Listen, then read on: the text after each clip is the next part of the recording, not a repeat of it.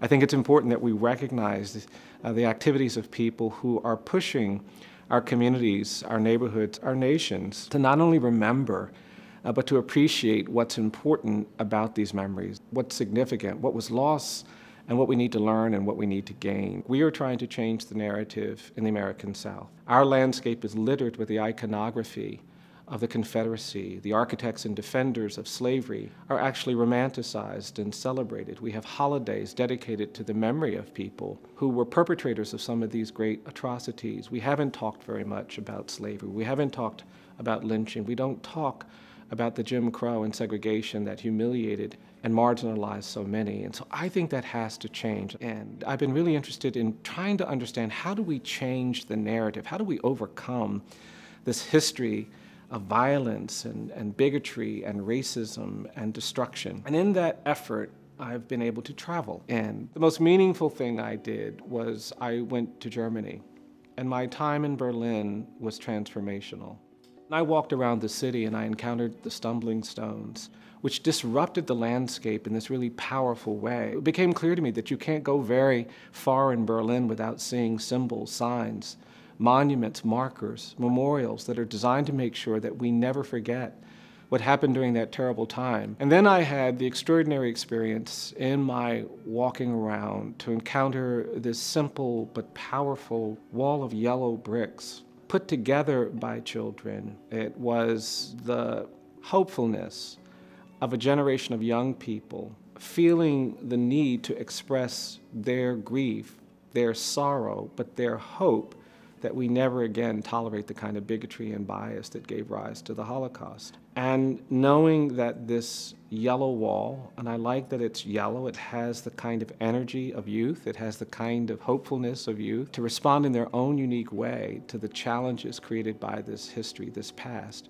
And in many ways, it has been a source of inspiration for the work that we're now trying to do. We are trying to disrupt the landscape in the American South. We want to complicate these ideas that things were wonderful and glorious during the time of enslavement or lynching. And seeing the stumbling stones, seeing the stones has been one of the most meaningful influences in that work. We also decided to build the National Memorial for Peace and Justice, which is a 6-acre site dedicated to thousands of victims of lynching. It's the first comprehensive memorial to victims of lynching in America. And we name these thousands of people because for too long they've been unknown. They've never been remembered. And we tell a story about the weight of that era.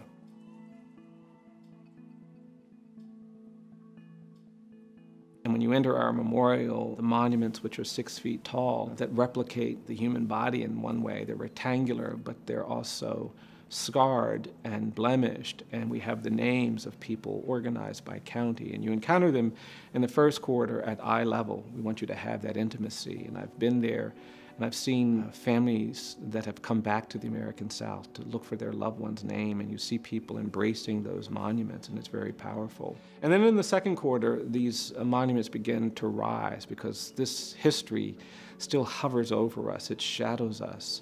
And when you get to the third quarter, you see all of these monuments suspended because the tragedy of this era was that those who perpetrated this violence didn't try to hide it. They didn't try to deny it. They actually lifted up these battered, bloodied bodies to terrorize other people. They wanted to taunt and torment communities of color, and that left a real injury. It created real anguish.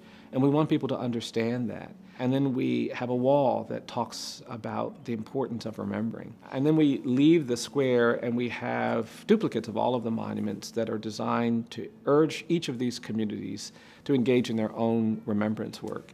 And we're actually now putting up markers and distributing monuments across the region so that in every county where there has been this history, there'll be some visible testament to the history. And for us, this community remembrance work is part of what we think is essential about how we change the narrative in America. Because I think if we can make the landscape complicit in creating a new relationship to our history, if we can get communities to understand the power of talking about this history, and most importantly, if we can create a new generation of young children, like the 6th graders that created that yellow brick wall, we can actually create a hope for the future, that we will never again be governed by fear and anger. We will never again let bigotry and bias shape our thinking, our relationship to one another. So it's a great honor to have some small role in acknowledging the work of all of you, terrific advocates, activists, teachers, citizens who are doing the great work that you're doing, but to congratulate you each for the